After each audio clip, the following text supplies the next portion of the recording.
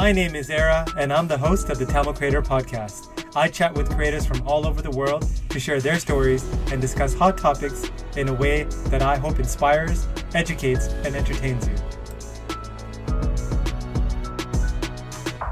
Hello, everyone, and welcome to another episode of the Tamil Creator.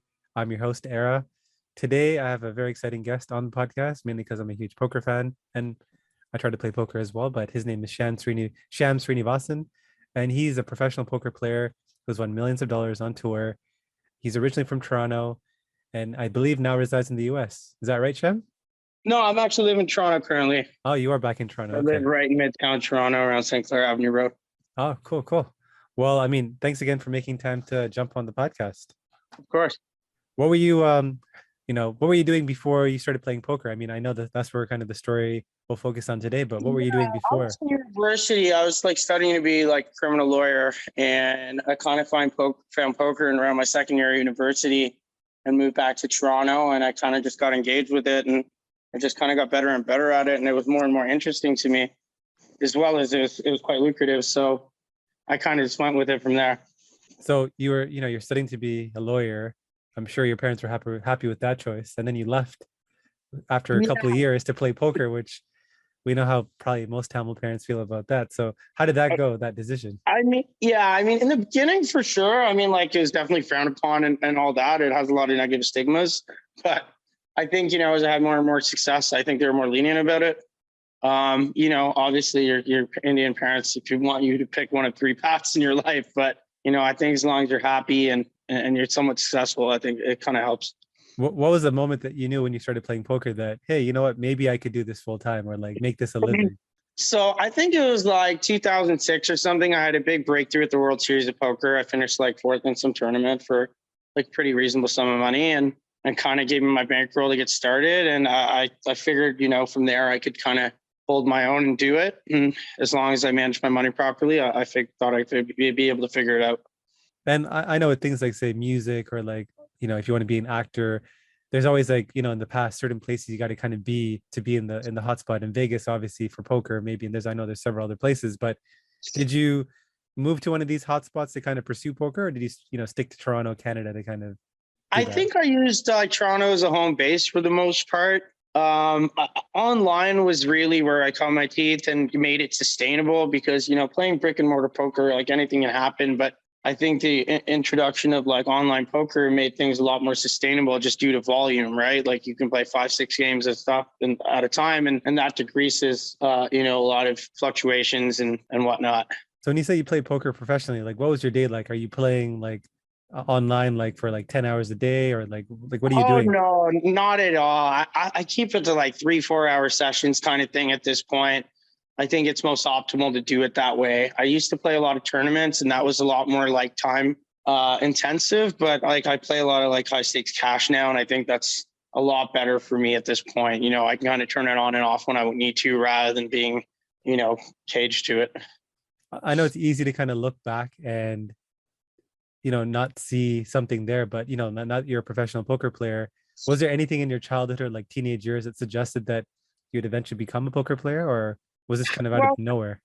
I kind of always was competitive. I played competitive basketball up to grade 10, and then I played competitive golf. So I always like competition and whatnot. But being a Indian kid at 5'9" or whatnot, I don't think an athlete's really in the books. Whereas something like poker kind of uses our strengths like our brains. So I think I could compete at a global level with what I got upstairs rather than my physical attributes. There's a guy, he's a Tamil guy actually. I think his name, oh my gosh, he played something Ratnam. I think he was your height, and he played, I think, Div 1 college. I don't know, you probably know his name. That's hard. Yeah, it's hard, yeah. I tried. You said you used Toronto as your home base and you probably traveled to different places across the world to play. Where were some of your favorite places to play poker and why? Going to Australia was really neat. Some places in Asia, like Macau, was really interesting. But I think I spent about 5 years playing on the European poker tour and going to a lot of those obscure countries and France and Spain and all that stuff was amazing. Seeing different places in Italy and all of that were places I never visited. So it was kind of cool that I got to explore all these places I'd never been before and kind of get to do something that I like to do in the process. Did you ever like see any other like I guess Tamils? Like I know a few that play professionally, like San VJ, maybe you know him, I know and Sam. Yep. like I think Ram is another one. I think he Yep. like Rams is buddy another. of mine as well for Yeah. sure. Do you see these guys a lot on tour? Like, do you see a lot of the same faces essentially, like when you're like I playing? mean, generally in the places and stuff like the European Poker Tour, it's the same 300 guys going to the same places. You know, I think there's only a select few that can compete at that level, and it's always the same guys. But yeah, I definitely see like Sen and Ram, and I've seen him in a couple places all over for sure. Like my brother plays too. He placed third or fourth in two tournaments, I think, in Montreal. And I know that sometimes instead of putting in your money, I guess people bankroll you. Does that happen with you a lot, or do you take those, or are you more like I I don't just play with used my to own kind money? of do that for the really big events to just mitigate the risk. Yeah. But at this point, nah, there's no point in doing that really with what I do, I think. But yeah, I mean, I've done it in the past for sure. Sold some equities, some friends, kind of get them a little vested interest if I was playing something abnormally large. Was there any like downsides to doing that? Like the upsides is you Um, mitigate your risk, but I guess not really. I mean, I don't do it I do it to my friends that are like bankers and stuff that like, are able to deal with like, high risk, high yield investing type things. I wouldn't do okay. it to anyone where it matters. This episode is sponsored by nobody. That's right, nobody. So if you could be kind enough to hit that subscribe button, that would mean a lot to me. I think I would recognize you if I saw you in the street, but have you ever got stopped in the street or recognized in places because you play poker professionally? All sorts of places for sure. And especially in different poker places all over the world. If you have a little bit of success or whatever, especially being a recognized minority in that thing, you stick out a little bit more. And who's like a famous poker player that you played with that's like a cool hang outside of playing poker? I got a couple that I'm friends with, like my friend Fareed Jatton, Connor Drynan. I've met a couple of definitely cool guys along the way in my travels that I'm very tight with still, that outside of poker wouldn't really matter. We'd definitely be friends because we're very on the same page. Are there like any of the, again, I'm not in the inside world of poker as you are, but like, the Phil Ivies or like, the grinder, like, all these guys, like, do you ever run into these guys? Or are they like, All the time. I've seen all those guys in every single place I mean, I've been doing this for about 16, 17 years. So you see the same, you see those guys everywhere. Not as much as Ivy, but the other guys for sure. you've been doing it for 16, 17 years? How old are you now? I'm 40. Oh man, you look good for your age. Thank you. In poker, you obviously don't get a salary, you don't get regular, paycheck coming in. So how do you manage your money to make sure like you never have living expenses like, I think, not taking what up? I've learned is with the bankroll management thing is to just, it took a lot of time and, ups and downs to figure out what's sustainable and, to a lot of poker bankroll away from your living bankroll and to make sure, have as many bullets in the chamber to be able to have a lot of buy-ins and stuff rather than overextending yourself. I think something like that isn't really taught. It's something that you learn over time, but I think that's one of the most important variables in this thing is managing money.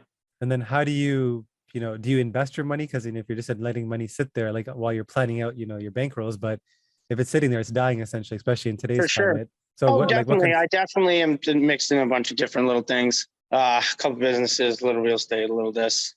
and so what's your like, your day like now in terms of like, because you've kind of diversified into these other areas, like are you actively involved in these other things like real estate, like managing real estate businesses or? Yeah, a little bit of that for sure. The weather's gone a little bit better. I've been playing a bunch of golf lately.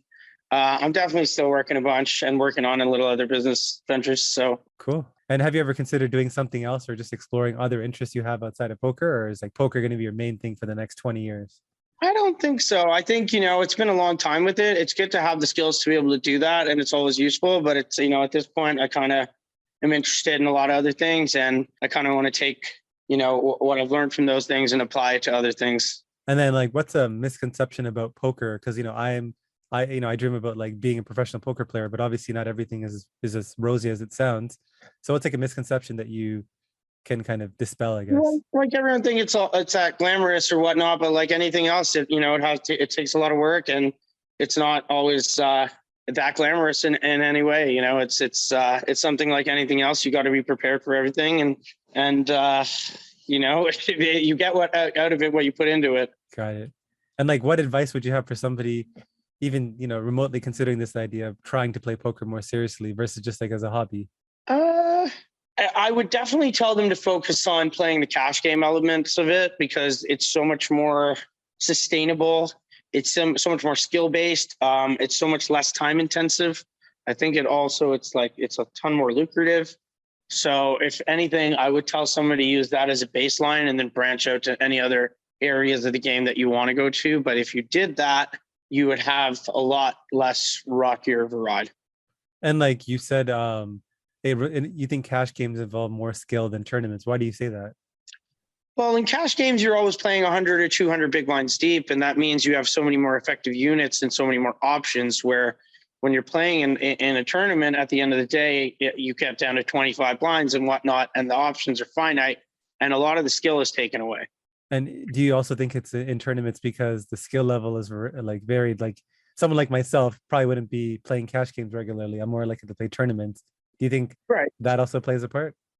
Well, I just think it's just like a lot of the skill in poker comes from playing at a deep stack level, because there's so much more you can do in terms of bluffing and there's so much more on the line. Whereas if we both have 20 chips and I have ace king and you have pocket nines, the money's in, and that's that. I don't know if you remember either of these, but what's been your best fold, if you can remember it? Because I feel like a lot of players remember their best fold or their like best call. Do you remember anything like big, like for big money, or like just memorable? I mean, it's hard to put one in that I can really think about, but I'm sure there's been a lot along the way. And what's been like a failure or like learning lesson you've experienced in the last like 3 years, and like what did you learn from that experience? I think just to be humble and never let anything really get to you. Always maintain like a level head, whether you're doing really good or really bad. Things will generally get better, but just not to get ahead of yourself, and always remember to be prepared.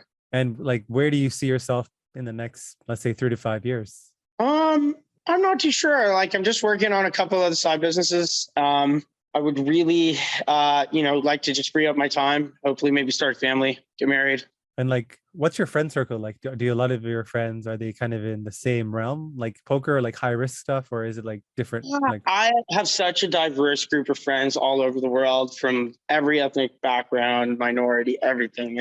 I think I learn from each and every one of them, and because they're so different, I like to keep the circle kind of spread out so I can learn. And what would you tell, you had a chance to go back in a time machine and talk to 16-year-old Shyam. What would you tell him? Be more patient. Try to be a little bit more risk averse. Just be always prepared for what will become, so you just have more options. With poker, are you one of those guys that are more, analytical, or like, some guys play by like, I don't know if that's still the case, but like by feel, or like looking at somebody or the situation? The best players in the world have an ability to use things like GTO concepts, like game theory, optimal play, as well as using exploitative play. So it's kind of like adding the technical side with the creativity, but you can't just be good at one or the other. You kind of need both to be a very dynamic. And what's the difference you find between playing online versus in person? I think online now you have so many different add-ons, like Hold'em Manager and stuff like that, data money stuff. So a lot of stuff is a lot more numbers based, where it is in live play. You have so many other variables to read from, like body language and whatnot, prior, experiences playing with the person. So they're very different. Did you know that every time you left a 5 out of 5 review for this podcast, a Tamil parent lets their child pursue a career in the creative arts? Okay, that's probably not true, but if there's a chance that it is, do you really want to jinx it? Leave a review. Do it for the young creative in you. Got it. Well, we kind of got through the questions pretty quickly. I know we're in a time deadline because, the Warriors are playing the Celtics. So. Right. Well, that kind of gets us into the last part of the podcast. It's a fun speed run I like to call Creator Confessions. I'm going to tell you a bunch of statements and you tell me the first thing that pops to mind. Ready? Got it. Awesome. Favorite Tamil food? I would have to say maybe Italy's. Oh, wow, interesting. Are you like a meat eater or like vegetarian? I am kind of both, but I'm steering more towards having a bit more vegetarian diet these days, I think. What's been the reason for that? Just personal. I think I don't know. I just think it's better for me, better for my digestive system. Just not, I don't know. It's just where you evolve to, I guess. Something that scares you. As of late, I don't really have any. Oh, wow.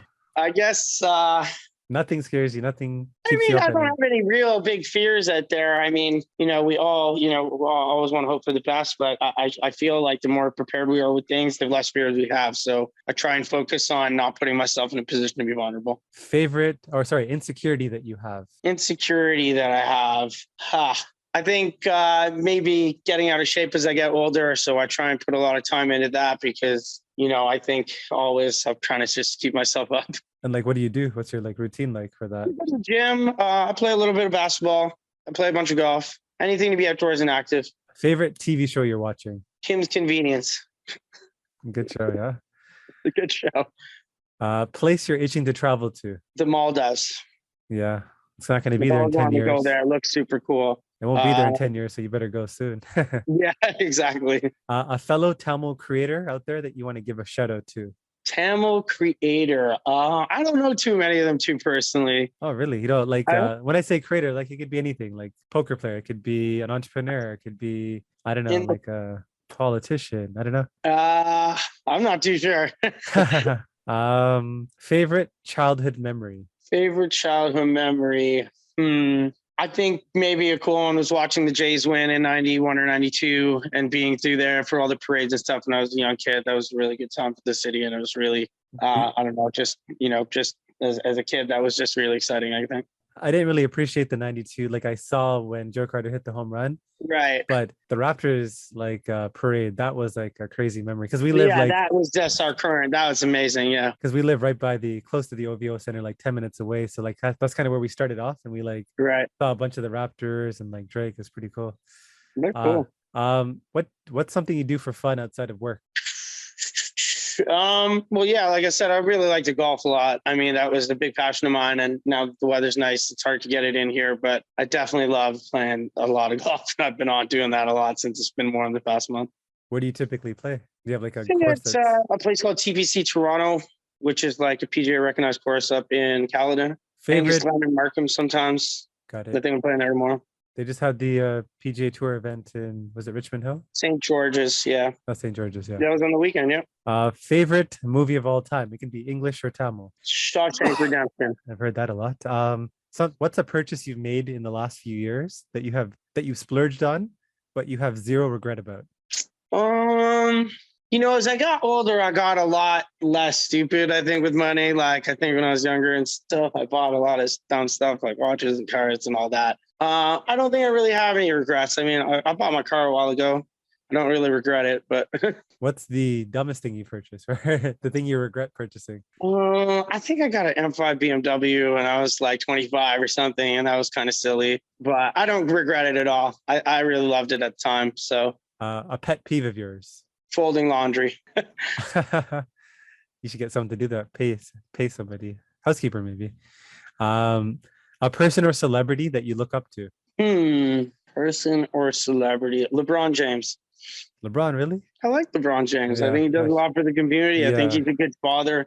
I think he Yes. stays out of a lot of the media trouble. I think he's a good role model. He gives back. Like, I mean, a lot of people have a lot of bad things to say about him, but compared to a lot of people in his role, he's lived up to the hype. He's won the championships. Like, Yeah.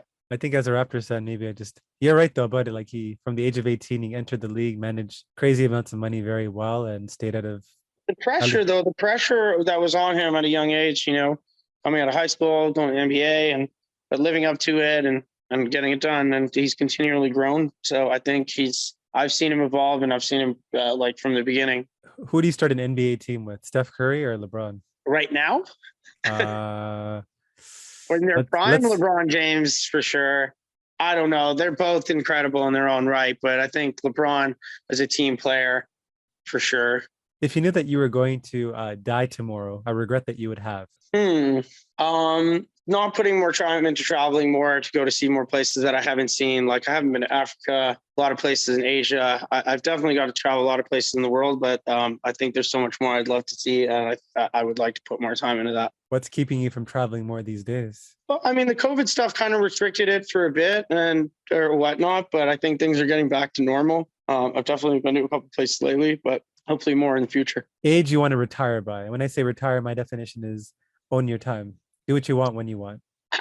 I think I've had those liberties like for the past 10 years. I mean, I kind of got into this so I can do what I want when I want. I mean, that was my main goal when I started this. Is it wasn't trying to make money or do whatever. I kind of just enjoyed what I was doing, and that was my goal. I think that was my goal at a very young age, and I kind of have tried to maintain that mainframe since I've been about 20 years old. You mentioned like you had friends who were like bankers and stuff that obviously probably make really good money, and they could, if they, worked for 5 years, save a good amount of that money, do what you're doing. But do they think what you're doing is kind of crazy in the sense that maybe you can make more, work harder, etc., but you've chosen to just kind of do enough to kind of maintain the lifestyle that you have?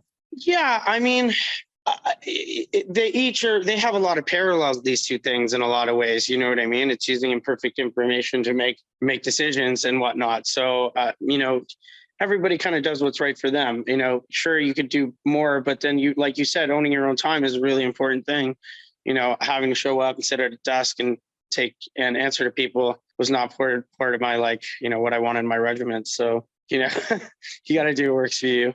Yeah. Do you ever have like ideas of going back and finishing that law degree, or no chance? I don't think it'll serve me any purpose at this point. I think, the school thing for the credentials is definitely important if you want to, go into individual business or be a professional of one sort. But I think at this point, I can get a lot of help from a lot of professionals I know in what I need it for. A celebrity whose life you'd want to experience for one day.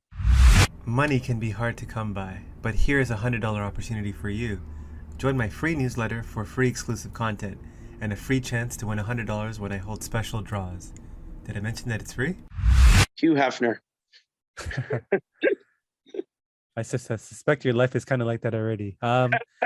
What is a book you've read recently or a podcast you've listened to that's had an impact on you? I like the Rogan podcast. I've listened to that a bunch. I think he's got a lot of good, entertaining guests on there. Definitely for the people that are on there. Do you is this how you consume information, like books or podcasts, or is there like a different way that you consume the information?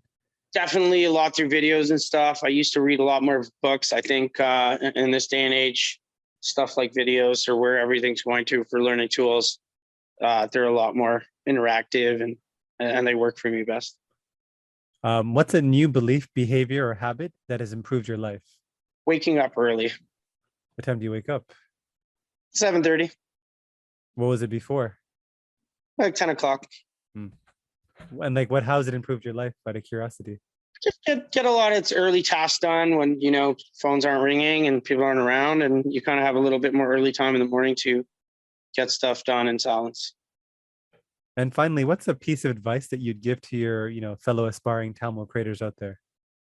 I think the most important thing I give to any young people or anyone that asks for advice is to just follow and trust yourself. And most importantly, do things that you love. It's the only way you'll be really exceptional at anything. I think if we're ever in a spot where we're going to be average, it's going to be not following our passions. I think if we focus on that, success will come.